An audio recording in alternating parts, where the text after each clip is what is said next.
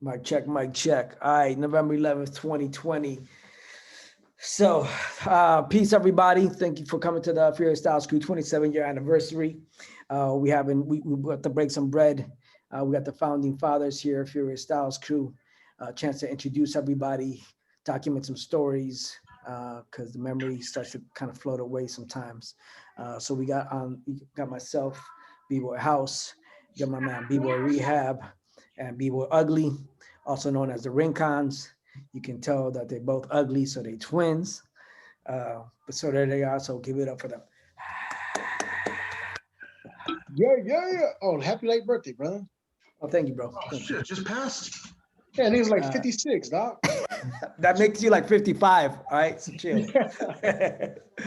All right, so let's catch up. I'm gonna try not to cuss. All right, so can you guys what's your Furious Styles Crew, before Furious Styles Crew, like what was your the hip hop experience, or how'd you guys get introduced to it, kind of thing? Well, we used to be in a breakdance group in elementary school. In the mid, what I say, late '80s, but it was a small crew. We didn't battle nobody, but we would practice with a cardboard and stuff like that. John was still rocking the same moves back then, so he does the same moves today as he did back then. And then, Bro. I was a goon, bro. but that was the earliest, and all through high school it wasn't even in, so we didn't even So start. what years was that, Mike? 90 to 93 in high school. Nah, but you're talking elementary though, Mike. It was probably like 88 to 90. Oh yeah, we're talking about '88 when we would go to a friend's house, and I totally forgot what the name of the crew was, but we used to just mess around in his front yard, and even back then we didn't have footage or anything like that. We'd see a clip here and there, but that's all you had to go off of to figure out what breaking even was back then. Do you guys remember the first clip that you saw, or the first time you saw breaking? Well, like I'm saying, back then it was them, but it was so little. But I mean, my biggest memory of one of the dopest tape was the first battle of the year when they had that. No, but before that, in elementary school, where did you see it? Before that, it was either Beat Street or Breaking, the movie Breaking. Yeah. Or like if they were on Bandstand or a show like that, they would be like, oh, here's these breakers. So that was just, but I'm saying it was a small clip, so you didn't really, Yeah. you didn't get to see a whole lot. Yeah, just like, I remember it was on an old show called That's Incredible, I think is what the first time I saw some breaking. But even back then, though, bro, we were always huge in either entertaining or in the art of doing anything dance. We did a talent show in high school where we did New Edition. Oh no, that was elementary too. Yeah, and then, but through the years, even though it wasn't breaking, we were still involved in dance. When the guys had the crowns and they were doing the flips and the crazy routines, we were a big part of that. We were just a big part of dance, pretty much everywhere until the scene kind of opened up again. Right, and then in high school, I think the same. I think it's, even though like I'm a little bit older, but it's same exact thing. And I think we all jumped in during that same time at the end where it got super like played out and commercialized. You go to high school and then it's a whole new, like for me, that's when I got introduced to like house music. Yeah. You guys were, you got into crazy athletics, wrestling, right? And Athletic, but even in the dance world though, bro, we're talking Joy and Pain, shit like that, bro. We were jamming to all that stuff, bro. Yeah. And all the party I actually started dancing in a dance studio, which their interpretation of hip hop too was completely different from what real hip hop was. But were you in a studio during high school? Yeah, I started my freshman year in high school dancing. I thought you didn't start till like later on. No, I started my freshman year and then did it after that I stayed in it, but I did it my sophomore year, and then I ended up not playing football my junior and senior year to focus on dancing. And the coach called my dad and did the whole thing. No, he was pissed that it was huge, bro. Me and my brother were the linebackers, bro. And he was strong side linebacker. I was weak side linebacker, but my passion for dance just, it converted me to go that way instead of playing football. But And so what studio were you at? I was at Dance Connection when I first started. Well, my whole career I was at Dance Connection, which is which is in Scottsdale now, but but they we were in the in the heart of the ghetto when when I was taken. So That's where you threw that party. Yeah. yeah. I put What the was it, hole in the never wall. Yeah, I got in trouble for it. So what was the version of hip hop back then, Mike? Well, At the it studio. was like I guess what John was saying. It wasn't really like I said, breaking wasn't Was it- back in yet, but you did the stuff. Roman Vasquez played a big part in my dancing career as well. With just faster choreography and the whole join pain and the whole you're doing the whole all that kind of stuff. So it was just more dancey and a dance, I guess, point of view A lot of rhythm. and a Oh, lot shit, of. hold on, my bad. Hold on, I think Chuck just came into confusion. Just came in to the conversation. Where'd he go? Yeah, he's there. So if he turns on the what up, confusion? We'll see you. All right. So then, through high school, all the party dances, right? I think it sounds like it was also mixed up with like the freestyle dancing and hip hop. Yeah. And Freestyle everything was kind of yeah, all that exactly. everything was mixed up, right? Okay, so then let's talk about moving a little bit forward. So the first time we met, or even before we met, right? Because I already had heard your guys' names before we met, and some of these stories I think we all know. We've told to each other, right? I think with the first time that I ever heard your guys' name was through Carlos Nunez, which is Angela Garcia's cousin. And it said something like, "Oh, somebody's messing with my cousin, so we got to go up to the school and go scrap these fools." And I was like, "Yeah, for sure, let's go." Thankfully, y'all weren't there because we would have got mopped up. So that was my first hearing your guys' names, right? And then I just, you would hear the ring cons, and even when I met you guys through like the graph stuff, you guys were hanging out with DNMS and some of the TWK guys maybe at that point. And even though you guys weren't writing at that time, and but you guys all immediately gave me the presence of that you guys were the leaders of the crew, even though you guys weren't even like writing back then or nothing, but you're hanging out with all these writers.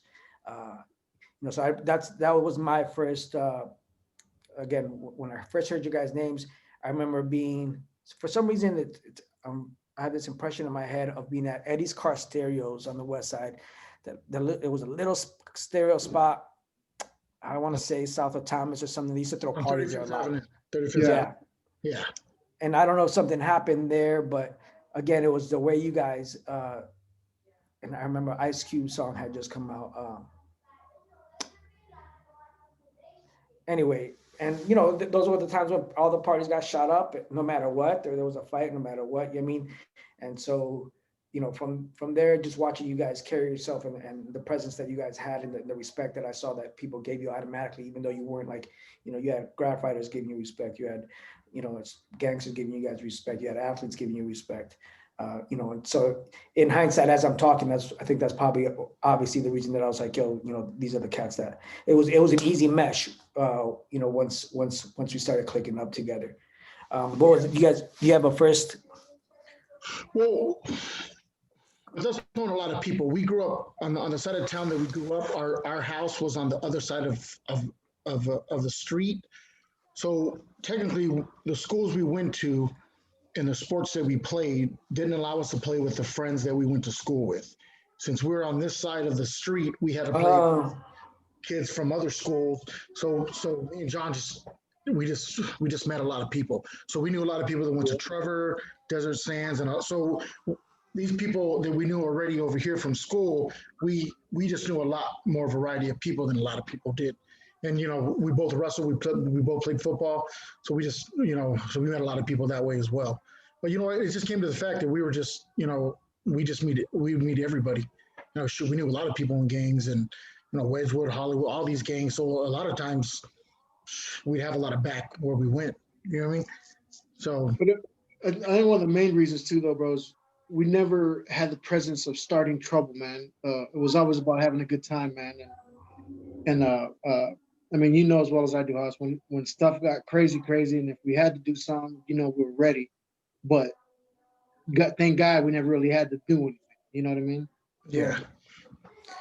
Yeah, I also have an image of us going to, and I'm gonna, at some point, I want to like either redo this and take a photo or have somebody do a painting or something. But because I tell this story to people and my students and stuff when we're talking about like the 90s and the vibe that was going on back then, is I remember us being at a party, and it was in the thick of things when we knew cats were, weren't loving us or whatever, hating or jealous or whatever the case might be. But we were at this party and we all just stood back to back the whole party. Like we were still checking out the girls, but we were oh, check out this girl. Oh yeah, rotate. Oh yeah. Oh no, check out this one. But because we didn't want to turn our back to anybody, I mean, so to me, that's that image that I have is very representative of like the foundation and the core of like what this crew, has become. So fast forward, so then we get invited to. Right, and at this time now, Foot Clan is already organized. They're present already. We get invited to a practice. Did that practice happen at Dance Connection? Yeah, I did actually. Yeah, we had a few. I think we had a few of them there only. Right, but the one where they were like, when we got invited, like at least that's the way I remember it. Right, we got invited like, yo, we're gonna start this crew. You guys want to come to do a practice? And I think it was probably Peck. Shout out to Peck. I think Sammy. Sammy was there. Yeah. Who else? I know it was us.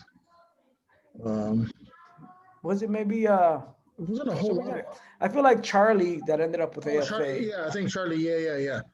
So some random people like that, right? Yeah. And I remember why we decided not to was because they wanted to be called Versatile, right? And I remember the thing that kind of turned us like, what? Not really our flavor was they're like, yeah, we'll paint bees on our hands. And when we battle, we'll like stick out our hand and be like Versatile. And the three of us were like, nah, that's not really our style. You know what I mean? And nothing to the name, because there's dope crews that have that name now or similar names. But yeah, I remember us going like, no, that's not really our flavor right there. Like, oh no. Yeah. I think by then we had already had a different mentality. Sure, a lot of people haven't even battled yet, and then we started we just wanted to be more aggressive when it came to being on the dance floor. So I think that was one big reason. Yeah. And look, and I'll be honest with you too, like even me, like I was a studio kid, so I'm still competing on the dance stage. Which I'm not saying it's like the circle, but you still have that that competition mentality. Competitive. Everything's got to be super full out. You got to do it. You got to hit every mark. So even that played a big part in me, choreographing all the stuff that we choreographed, battling all the battles that we battled, and having some of the dopest routines in Phoenix. Almost the whole time we were there. You know what I mean? So. Yeah, our routines were like little shows. Crews used to get pissed, like, oh, here comes a 5-minute routine. God. also too, and I still don't understand why they don't do it now, but I love the fact that we dress the same on most of our battles. It's if you're going to create a team, you have to you got to look like a team. You know what I mean? So it just looked dope when we were all out there together. Even you see everyone's dressed different. You don't know who's who. So I don't know. It just that stuff to me bothered me when it was like that. Yeah, we definitely, I've had the younger cats tell us like, if your styles go always held down like the fashion, you guys were always like that style. Yeah. You know, you guys always geared it up. And at the same time, we had to make it work too. Some of us had good jobs, some of us had okay jobs. So we had to, and a lot of them were younger, so they couldn't afford it. We had to, dish out that extra this and that. Yeah. So we had to shop around, and like I said, those Pumas we found in the back of a trailer on Central out of nowhere. We bought on the south side. We bought 15 pairs, and it was like so. Word. So okay, so I'll just the way I remember, right? So we get invited. We're like, no, that's not really our flavor. That's not really our vibe. But we're like, cool. I think that motivator is like, no, but we do want to like have a crew together. By that time, Styles Upon Styles was already going on. And I felt like that's what we're like, yo, let's just be the B-boys for Styles Upon Styles, which ended up getting shortened to Styles Crew. And I feel like you asked earlier, Mike, I feel like I remember what our first battle together as like Styles Crew was. Do you, I think what do you, actually, I think it was a church. Was it the church? Yeah, I want to say it was a church where we met Christian Mike, right? no, see, okay, so, okay, I have a memory from Halloween that we went to, it was actually Pete Salas's place over Chupa. It was at Chupa. Chupa's open, Chupa's open. But And where we, was that at? and we had down, it was downtown. It was downtown where all the homeless people are at. Oh, that like one of street those right warehouses. there. And we went and we had like Jason mask on and we're like, cool, tonight we're gonna make our debut. We're gonna go out like headhunting. And we did it. I forgot, I think we battled like Bode Crew or somebody. I mean, because back then all the Tigers also had like breakers in it. Yeah, And yeah, I yeah. feel like we battled Bode Crew that night. I don't know. I have that memory of I was like, all right, this is it. There wasn't our first public one. The church probably was our first. Oh, yeah. Probably Yeah. like the Victory Oh, Outreach. and don't get me wrong, the church one too, I think Christian Mike was with us then. Christian Mike was raised. No, Yeah. that's where we found him, bro. We found them at the church at the AFA church on 43rd and Thomas. That's where No, we battled them. 43rd south of Indian School. Yeah, Christian Mike was with us once we did Victory Outreach ones at Carl Hayden. Oh, okay. Yeah, shoot, that's. Okay, let me see some of these. So we start rocking, and then, you guys are on 59th and Thomas, the heart of Maryville, and that becomes HQ. That becomes the Headquarters, 5-9 block. And that, that Legendary. was, do what? It's legendary. It is, man.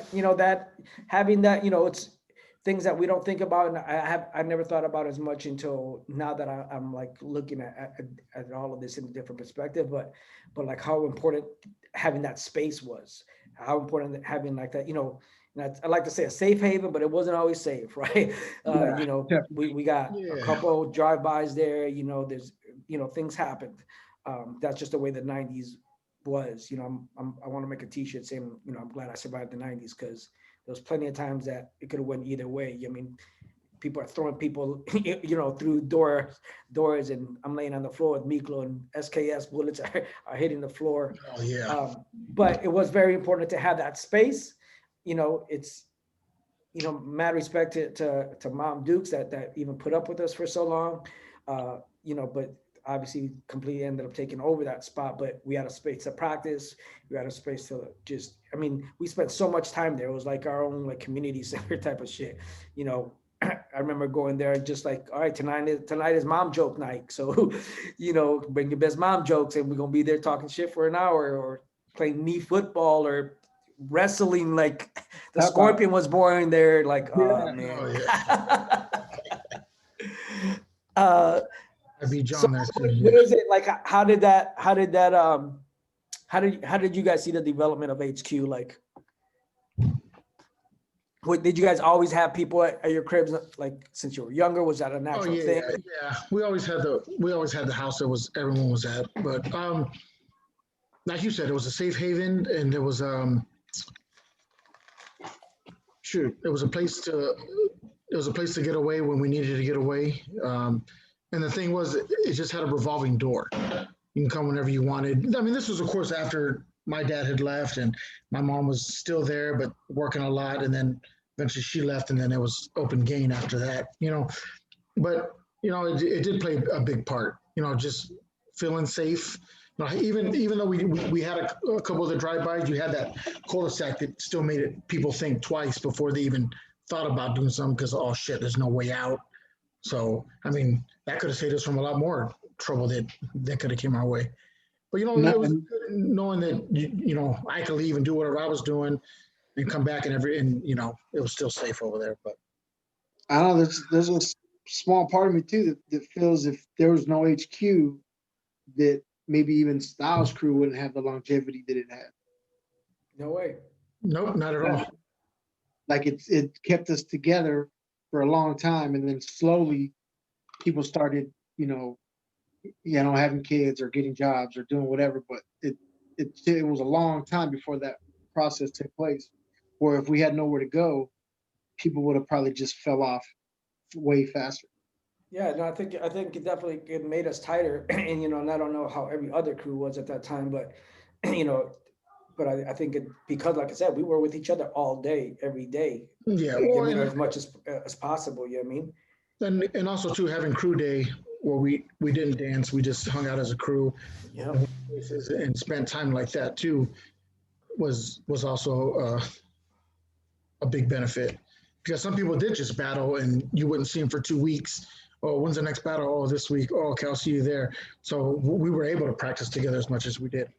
Yeah, and I think that carried over because then when I got my spot in Glendale, I tell people right now, like, for the whole 10, 15 years that I was there, whatever, like the crew was living there the whole time. I Yeah. remember after an anniversary when Legs was there, some of the rock steady, they're like, who lives here? And I was like, me, this Bush. They're like, yo, the whole crew lives here? And I'm like, yeah, pretty much. And they were like, yo, that's dope. And I was like, yeah, I guess that is kind of dope. I mean, but just when we're doing it, you're in it, it just seems mad normal. Like, yeah, this is right. This is how everybody is. Like, but really, you find out it really isn't. At that time, when the crew was being formed like that, what was it? What was the crew for you guys at that time? Fam, bro. To me, that shoulder, that we always didn't always agree on everything. We had our squabbles between friends, but at the end of the day, whether it was one person or another, you always knew somebody was there. If and not just Styles Crew, bro. If you look back at the whole HQ family, we had them from tall to small to big to skinny to funny to crazy to and I just think when you got that so many pages in one book, man, you're bound to figure something out. So to me, it was always about that. Yeah, it's good. See, and me too. What was hard for me because I was dancing now a lot, and like I said, not just in Styles Crew, but I was a competition kid, so it allowed me to live in two different worlds, and it allowed me to keep my, I didn't want to change into this preppy boy competition. I still wanted to keep my roots and not shy away from that. So that helped me a lot with that, and honestly, just mentally keeping me tough and physically keeping me tough. Just being there. And I was going to ask you that too. Like, how did you, because I know, I mean, no matter what, if you came to HQ, you're getting clowned one way or another. Yeah. There's no avoiding it, right? But even for you being in the studio world, right? Like we weren't open to that. We were narrow minded about that stuff. And so you got clowned for that. How did you manage like not giving up either way? I mean, because it'd been easy. Like, man, I got to come home every day and these fools are messing with me because of my ballet shoes. Like, Yeah, well, the truth about that, real quick, bro, is because his brother wouldn't let motherfuckers talk shit. That's but you were the one that talking the most smack. I know. that and the fact that I was a 3-time divisional champ, state wrestler, won most of my tournaments, beat a few guys John couldn't beat. So it was just Gotta make you somehow, dog. our stuff. You know what I mean? So that stuff didn't bother me because I knew how to separate the two. You know what I mean? So it was just, I mean, and I'd clown back. I'd find something else to clown somebody about. So that was easy. How would you guys describe like the b-boy mentality of the 90s? And why do you think it was that way? Well, one, it was a different world than what it is now. And even at the time when we were starting off, there was a lot of people moving from California to Arizona. So it wasn't a lot of times, we would run into people that Califas here, Califas this, and a lot of these battles we entered, it was almost like it was gang versus gang in a sense. How many fights did we almost break into during a battle?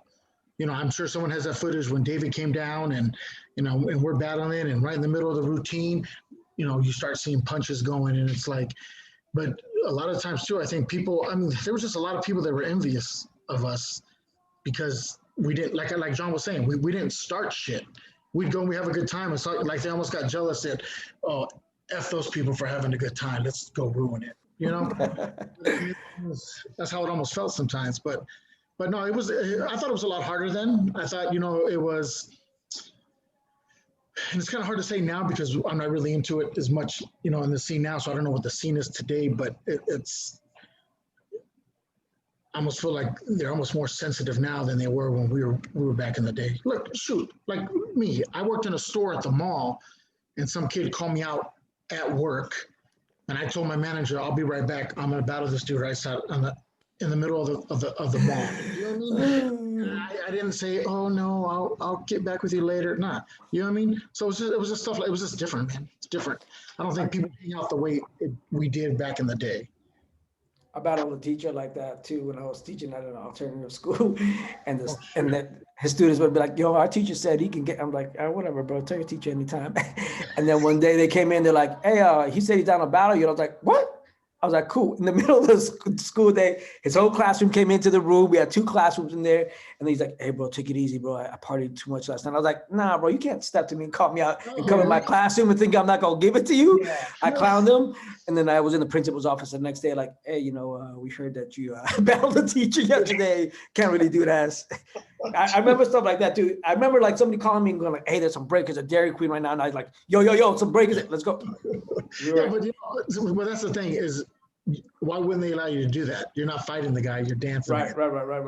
Just like Yeah, right. People try to see it as that's unprofessional. Like, who was the other guy that was with AFA that I battled on the concrete after a battle too? It was a battle. Desert Sky Mall? Oh, no, Desert Sky Mall. Ruckus. Yeah, Ruckus. You know what I mean? So I'll respect to him too. You know what I mean? Like, but that's just how we did it. I don't know. It's just weird now. Yeah, and I think part of it too is that we didn't see it as much. So whenever you did happen to see somebody else, we were like super hungry for that. Yeah, and the thing is, you almost wanted to make your mark. You almost wanted to make your, like, oh, I battled this dude outside with no questions asked, and then people hear about it and they're like, oh, well, I'm not going to battle that guy. That dude will start throwing down right here. So rumors got around real quick on who was who back then, and sure you can name probably 15 B-boys from back then that everyone knew their name, and that was it. Everybody else was just kind of like whatever. Pre-internet. You know what? To those the persona of everyone gets a trophy is kind of the way I see it these days, compared to what it was before. Before it was whoever was the baddest got it. Nowadays it seems like everyone gets a participation certificate. And that's kind of the difference between the way it was and the way it is now. Yeah, some of that, some of that leaks over from. I think once it starts getting more mainstream, that's kind of those mainstream formulas. I mean, that you see at the dance competitions where everybody get.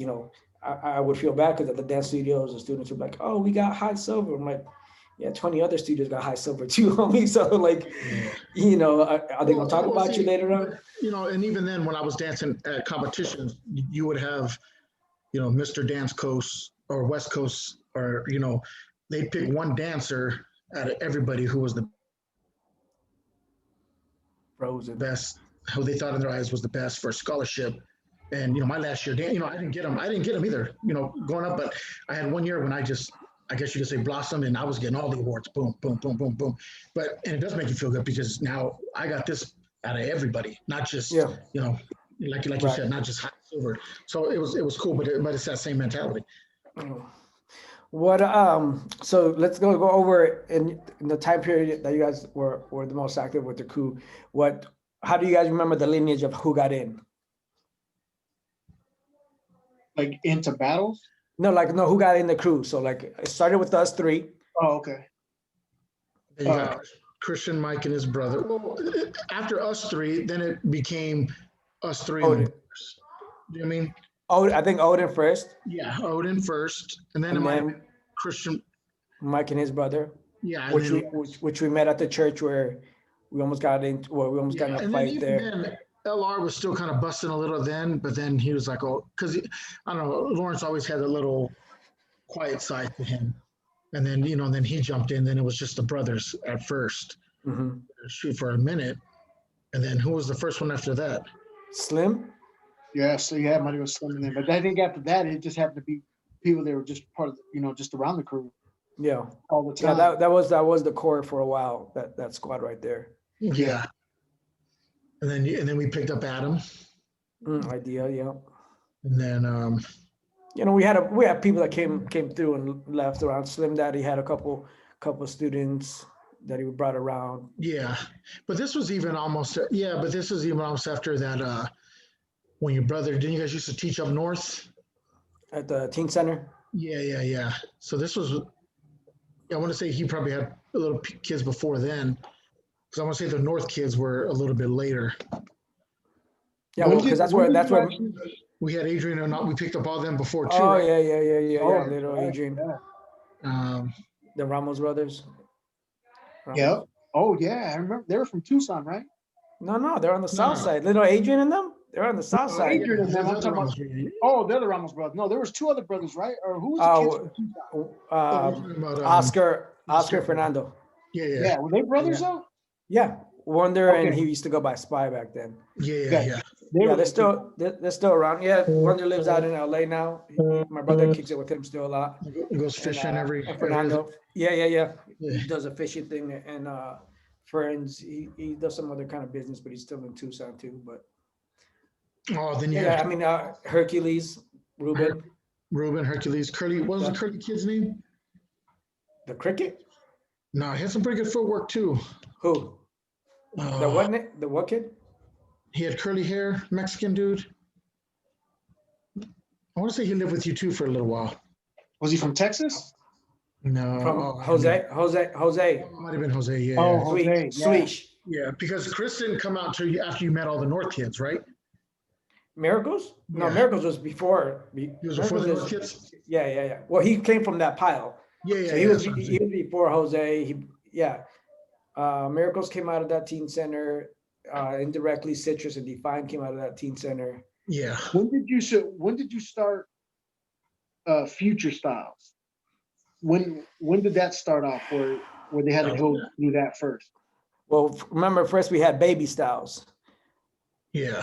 It was Yeah. Baby Styles first, and then we changed it to Future Styles later on. I don't know. I feel like Baby Styles. You guys were still active during that time, I no? want to say Adrian. Yeah, Baby I wanna say Styles, yeah. Adrian had to go through Baby Styles first. Yeah. They did because Yeah. his brother, What crew was that from though? Motor City. Motor City. Yeah. Yeah, Yep. shout out. Yeah, so there's Motor City, Foot Clan, Arizona Floor Assassins, Pause Rockers, which was kind of a branch off of G City Rockers. Out in there's another crew way out west that was out there. Yeah, but I mean, there's quite a few crews back then. You know what I mean? Enough to sell out Carl Hayden Stadium, Carl Hayden's auditorium, Yeah. standing room only. Those things. Oh, you know what? I didn't go to that battle. I was already out of town. When you guys did all the red hair, that was the red Oh, hair. yeah. Well, we did it a few times because that was like the only battle that happened. And you guys took all my jerseys? Yeah, I remember that. Yeah. I remember this fool coming back his closet like, DJ set up?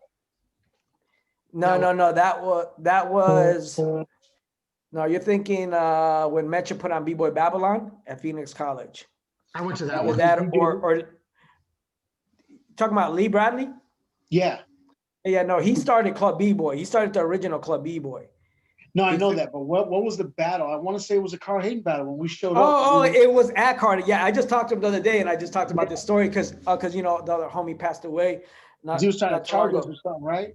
Yeah. We just had the story because he was out there and they were charging like whatever, like $70 or something, but it was a lot of money back then, especially to battle. And we were mad cocky. That's the first time we got printed shirts. We had some like baby blue Styles Crew shirts on. And I was like, what? We got to pay. And I was like, no, we ain't paying for nothing. I was like, everybody's here for two reasons. They're here to see us win or lose, but you here to see us. I was like, so actually you should be paying us that money. And then I was like, hey, you know what? Actually, everybody, let's just all put our money together in a pot right here and let's just battle right here on the concrete. Winner takes all. Let's go. And everybody was like, nope, we ain't doing that. And that's how I met Lee though, because he's like, hey man, come here, homie. Because he said, yeah, that the homeboy came in and was like, hey, there's some fool outside going crazy, bro. Like, and he took me, he's like, man, look, I gotta rent the speakers and look at this big trophy. And then the homie put in the money for us. Like, he's like, man, I got the money for Styles. And it might have not even been that much, but it was just more than, you know. Who? Yeah. the brothers, the two MCs, remember? One of them just passed away. We just did some paintings for him and his fam. I don't know how you would remember them. Two They're brothers, yeah, rappers. You wouldn't remember their names and nothing. I forgot maybe what they're bigger dudes. They hung out with AFA. That's why it was a big deal. That's why I always liked them from then on, because I was like, they roll with AFA and they still put in the money for us. Oh shit, that's dope. I think I know who you're talking about too. I feel like a jerk that I'm not remembering. Because I think the person Yeah, you're we're talking talking about a lot of about, people right now, though. there's a guy from AFA too that has a lot of footage of us too. Oh, I'm sure there's a lot of footage floating around that we gotta somehow get. Okay. Okay, so that's a lineage. What's your most memorable either battle or anniversary or both? Go ahead. Mine will be when Jen performed with us. Oh, that was a hot year. That year Yeah, might that still be. Was that at the Still be- academy? And I was in like 14 routines. Yeah, that was at the academy though, wasn't it? No, at the YMCA downtown. No. That was the one they were? no. Oh, at the dollar store. Yeah, At the dollar store. But we had no, the dollar store. Yeah. The dance academy or something. Yeah. No, it was like that church. It was Joe- Jessica's. Yeah, Joe, the guy Joe's church. That was that battle. Now it's a dollar store. That's what I'm saying. That Oh, okay. Oh, global flotation. 19th Global Avenue. flotation. Yes. 19th Global Avenue, flotation yeah. was there. Orco was there. Yeah. DJ Rob One, Skeeter Rabbit, Poppin' Pete, Wicked, Flowmaster, in this little tiny. Yeah. That one was dope. Yeah. Okay. How about for you, John? I like the one that was at the academy, bro, off of Indian school, bro, like on 12th Street. Oh, it was Arthur Murray. Yeah, Arthur Murray. Yeah. That was like when me and you, Mike, were on the side, bro, and you were messing around with Christian Mike. Oh, yeah. You did this popping verse, bro, playing around, and he was like, "Oh shit." That shit had me weak though, bro. But I don't even know what you was doing, but that shit was dope. Oh, I actually did a routine with Miklo on that one. But that routine is the one. That's the one we did. Wasn't- Was kind of tight, bro. We were all in that routine. A bunch of us. I was even in that routine. Yeah, because somebody was on crutches too. Again, like, was it Groove was on crutches or maybe No, Miracles? I don't remember who it was. Somebody was on crutches. Yeah, I don't Okay. remember. That one, but I think one of our most memorable battles, bro, for me at least, was when we battled at the Roxy, bro. Ooh, at the Common Sense that whole the Common vibe, bro. Onyx. It was Onyx and Common Sense concert. Yeah. I wasn't there. TV. We battled Tempe Bronx. Yes. Some of Foot Clan was there, but they were, I don't know if they were called no, Foot I Clan was back there then. then. Like China Mike and them were Oh, there. you were there. You were there, Mike. I was there. Okay, yeah. Oh, we ate everybody up, bro. Yeah, that was sick. Yeah, that was Yeah. dope. And that's why I liked it, because it was some of the dopest people in the hip hop, in the hip hop, community that were more underground. So it was almost like one of the realest ones, bro. Yeah. Yeah, that was a good one, especially because it was at a concert. And I like would that, say like, the Beat Nuts was there too, right? maybe. The Beat Nuts and Souls of Mischief, I thought. Oh, it might have been. I remember Onyx and Common for sure, because I remember Common freestyling something about Camelback Road. And Yes, everybody dude, was like, "Oh." Yeah, everybody went nuts. We're like, bro. we made it. He said Camelback Road. Yeah. Yeah, I remember that shit. Oh, all right. All right. What are like lessons that you guys learned through like that time that you still carry on now, that you can either see in your family or you can see in your work ethic, or is there something that like you carry on that you would pass on? Well, was one of our biggest phrases was what? Styles is the key to all forms of rocking, right? Facts. So I took that, a form of that into even sports, bro. We had the Wu-Tang W as our West Side Fury. I just embedded these kids to, like, every time we went on the field, it was like a battle, bro. We weren't just going to throw a couple moves. We was going to finish people off, but in a respectful and in a way where they would remember us. You know what I mean? Right. But I always kept that sense, bro. And even with my company now, bro, and clothing I do and designs I do, I just try to come at people in a way where they leave like, what the fudge, bro? You know, so I that's I just, you know, battling period, bro, just embedded just that fire in me, dude, and fire just in everything I do. Fresh. That's right. Styles the key off forms of rock and Star Wars. How about for you, Mike? I would pretty much say the same thing. But and another big thing is having each other's back. You know, we would walk into some battles, and I almost had a, how would you say it? Like in my eyes, like, you know, John goes before me, and my job is to protect my brother. So if someone gets my brother, nah, I'm coming out. And I'm gonna jump off the speaker, backflip off the speaker, and I'm gonna do this. You know what I mean? And that's how Lawrence, you know, that's how you were with your brother. I remember you even one day, like, you know, after I moved here and I kind of got away from, I steered away from b-boying. I got my 5 sets that I probably have for my whole life, but I remember going somewhere and this guy wanted to always battle me, and you're like, oh no, fuck that, bro. If he jumps in, bro, I got him. But you just always having each other's, like, always having, you know, your peers back. You know what I mean? Which I carry on in a lot of stuff that I do, and I try to teach my kids too. You know what I mean? And I'm not saying fighting wise to beat somebody. I'm just, there's other ways you can have people's back in business, in work, and every little thing, and everything that you do. You know what I'm saying? Facts. What's something that maybe you would do differently during that time? Whether it was like a moment or whether it was like a choice that you made, or you know, maybe just anything. Is there something that you guys would do different during that time? I know my big fear a lot of times too, and I don't know if this did hurt me in a sense, being a competition kid, is there were sometimes when I battled and a lot of times I was battling in my own mind, because there's a lot of times when I could have, you know, I mean, for instance, like this reminds me, like when I see like miracles, or when we went to London and how much fire Guillaume had, like those fools didn't give a shit. They just wanted to fucking battle everybody in the fucking room. You know what I mean? And it's not that I didn't have the mentality. I think a lot of times I was fighting myself, that I guess you were just scared that I was going to mess up or something. So I wish I would have overcame that earlier in my life, to be like, fuck it, if I lose, I lose. Because, you know, when we were the crew that we were, you almost felt invincible for a minute, like, oh, I can't lose.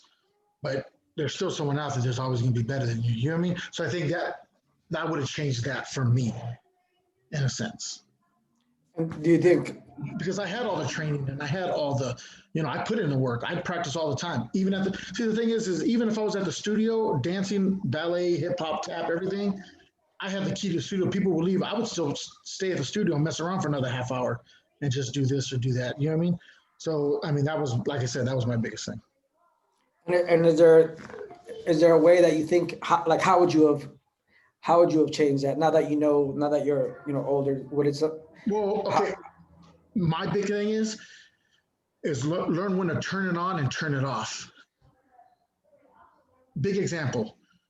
I love Ivan, but when he battles one way. The Ivan I like is when he's in the club by himself and that motherfucker's jamming, bro. He blows your fucking mind. You know what I mean? With fucking hitting every beat, doing every stop, like just like his movement compared to him dancing, it's flip, flip, flip, women, and you're done. You know what I mean? So just if I knew how to, just because there's been a lot of times when I could just be at a club and you just mess around, there's no battle, but you're just in that moment and you're just, you know, we've said it before, like, what the fuck was that? Or what the fuck did that come from? And when you hit that shit out of nowhere, you get up feeling like, fuck, bro. And, you know, you leave the club, you're like, fuck, dude, I hit that shit tonight. So just that. And then, you know, and then at the other time when you're trying to battle, you're thinking in your head all these fucking moves. And you're like, well, fuck, I can't fuck that up. I got to hit it on that beat. I got to do this instead of just letting it go and just let the beat take over, in a sense. Nice. How about for you, John? I think so. What Mike was lacking, I had.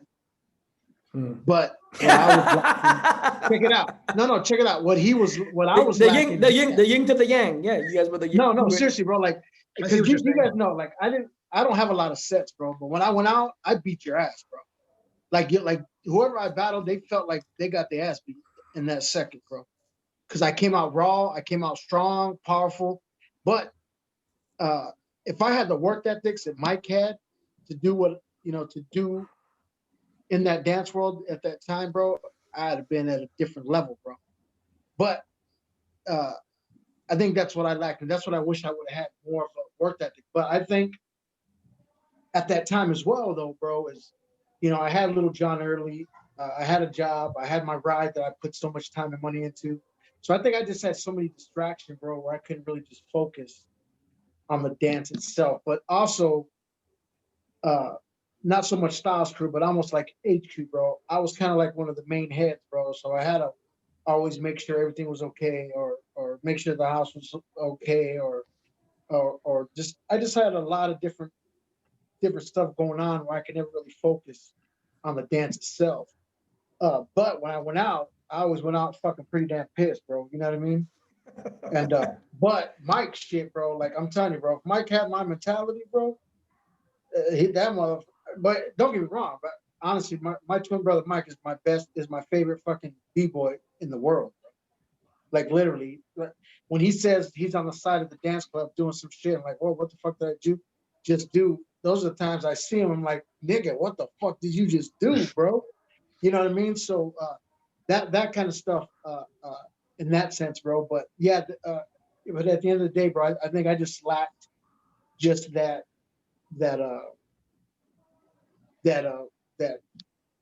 I would say discipline and work ethics to be way better, bro. Right, and and I think because he was in the studio, that helped him out. I mean, yes, definitely. Because Yeah, I mean, it definitely it helped was me out. Yeah.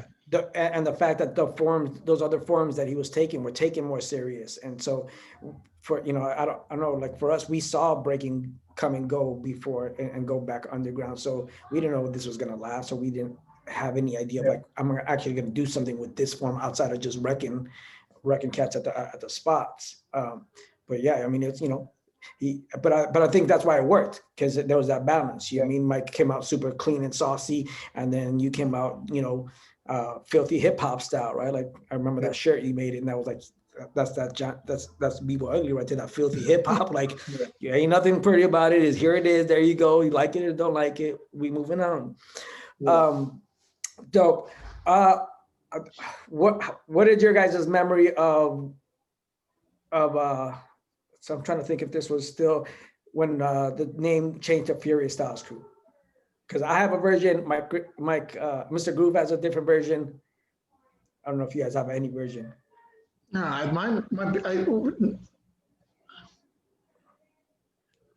thought Because this was already when File and Mr. Groove were living together. I thought it was when we were going through Styles and someone said, "This didn't say someone say something like, no, you guys are furious." Oh, I want to say it wasn't even somebody from our crew. I want to say it was somebody else said it, and then we said, "Oh shit, yeah," and then we decided to go Furious Styles. But I don't know I can't remember the full one. Oh, I know, no, that's what I'm saying. My version is different than Groove's version too, so that's why I'm curious. Like, and that's why I want to get all the stuff like documented, so there's at least the versions are out there, and then whatever. What was your version? Being at Groove and Fouls and sitting, and I remember because a lot of crews back then had the word Styles in their name. I mean, there was everything Styles, something Styles, and so it got. I remember for myself being in like, where it was like our name blends in too much with everybody else's name. And then sitting at Groove and Files and just doing tags and thinking like, and because we used to emulate Rocksteady, and like AFA used to emulate LA or Air Force crew. But so it's like, yo, we need three words, just like in Chicago's Most Wanted, Styles Upon Styles, Starting the Revolution. That 3-word, I was like, we're still missing that third, and just sitting there doodling through things. And then writing down Furious, and because of the way we used to battle, and we had that aggressive style, and then be like, boom, that's the one, Furious Styles Crew. I forgot how Grooves told me a whole different version that he Yeah. See, had. and no, we were still here stars before then. Shoot, I don't know then. That's all I I can. know it happened during that time period, Yeah. but I didn't know. They had that townhouse, right? Yeah. Were they all in No, the no, no, no. townhouse? They were at apartments because Alex used to live with them too, or was it Yeah, that Alex was a and Flau and townhouse. That Alex was and the Luke? townhouse. No, but before that, before the townhouse, Oh, they okay. were So I don't they remember were that. at another apartment. Wasn't it James Grahava's cousin that lived with him? No, I know Alex. I know Groove. I know Groove lived with them. Um, all right. So where are you guys now? So tell what's in your life now? What goes on in your life now? Well, we both own businesses, t-shirt businesses. Um, he's a little bit more successful than I am because he doesn't want to help his older brother. But I'm ordering a new printer. Older brother don't want to learn, fool. That's dope. I coach soccer. I coach soccer now, USA certified. So that's I guess that's a stage in my life I thought I'd never be at, but it's having a lot of fun. The kids, I'm starting a club team, working 2 jobs, plus a soccer team, plus a full-time father, full-time husband, and a full-time business. So if I have an hour to spare, that's all I have is an hour to spare. So, Wait, that's about it. So, you know, Mike's just kind of starting, bro. But I just my older boy just graduated from college, which he played football in. Had an unbelievable career. Then 2 of my other boys just graduated high school. So almost seems like Mike's starting and I'm finishing, bro. But business wise, that's kind of where my focus is right now. I still get an itch to go back out and coach. You know, I missed it a little bit. Definitely missed dancing, music. But you know, the older we get, the harder that shit is. Period, bro. You know what I mean? Yeah. Yeah, just kind of focused here, man. Trying to stay busy, man. You get to this age, bro, where most of your life, you almost feel like most of your life is gone, but in actuality, it's still a lot left, bro. So you got to just begun. Yeah, exactly, bro. So I'm just trying to perfect what I'm doing, bro, so I can be at the top like we used to be, bro. You know. What's up? What up, Johnny? I see you. So, Johnny, Word up, y'all. Man, I think we can wrap it up right there. And so we'll show this, well, I'll say that later on.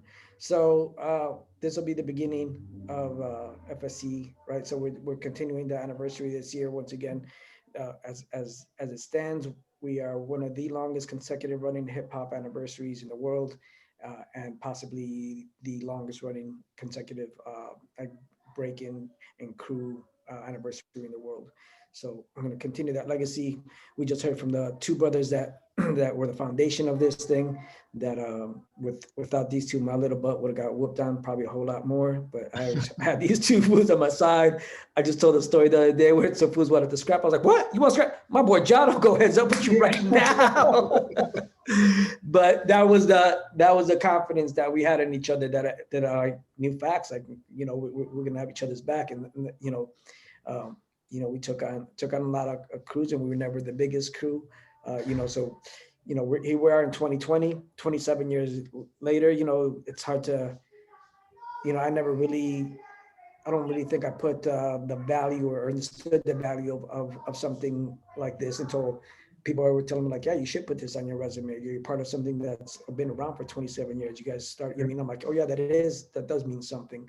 I know, to love or hate or whatever in between. I know, at least in Arizona, we've become some type of staple for the communities here. We've expanded to Denmark, and so when that's the last question. So how do you guys see the crew now when you see that we have Denmark and we have Spain, and that we continue 27 years later? Like, would you ever imagine any of that in the beginning?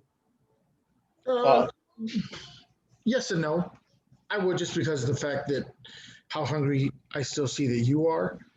And knowing that you were one of the leaders too, I knew that it would never just stop.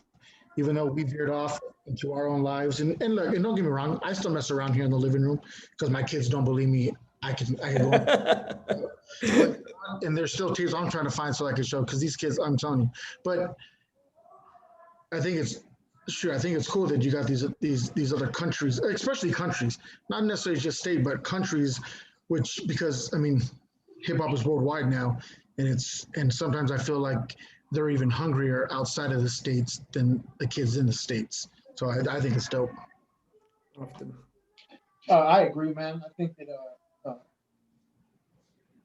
when you see it worldwide, bro, it speaks volumes to who we were as a crew, and for anyone outside looking in to say, "Hey, I want to be a part of that," I think is unbelievable, man. And it says a lot about what you do, House, and what we started, Mike, and as a whole crew, how you guys carry yourselves for people to even want to be a part of it. So, dude, I believe it, and I'm thank God that I see it, bro. That's what's up, man. So yeah, hopefully, something good that we can, it's at 93 to Infinity is not just a song.